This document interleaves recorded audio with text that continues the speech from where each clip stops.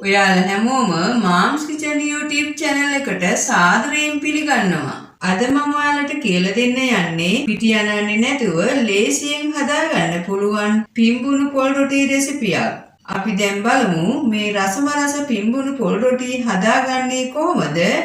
උවමනා කරන්නේ මොනවද කියලා.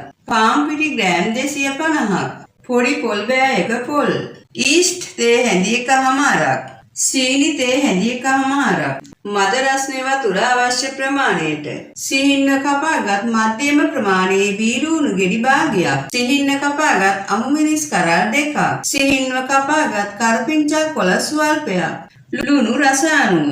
මුලින්ම පොල් රොටි වල මිශ්‍රණය හදාගන්න වාජනයට පාන් පිටි පොල් එකතු කරගෙන හොඳින් කලවම් කරගන්නවා. ඊළඟට yeast සීනි එකතු කරගෙන හොඳින් කලවම් කරගන්නවා. දැන් මද රස්නේ වතුර ටික ටික එකතු කරගෙන හොඳින් කලවම් කරගන්නවා. ඔයාලා පොල් රොටි වල මිශ්‍රණය හදාගන්නකොට මේ වගේ ටිකක් දියාරුවට හදාගන්න. දැන් හදාගත් රොටි මිශ්‍රණය විනාඩි 35ක් පිපෙන්න වහලා තියාගන්නවා. විනාඩි 35කට පස්සේ රොටි මිශ්‍රණය හොඳට පිපිලා තියෙනවා. දැන් රස අනුව ලුණු එකතු කරගෙන හොඳින් කලවම් කරගන්නවා.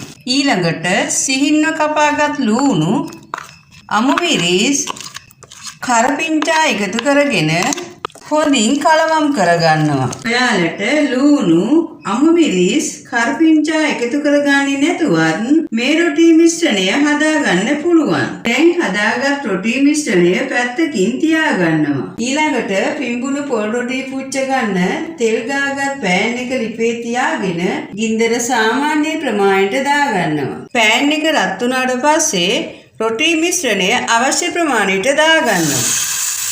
එක පැත්තක් රන්වන් පාටට පිච්චුණාට පස්සේ අනිත් පැත්ත හරව ගන්නවා.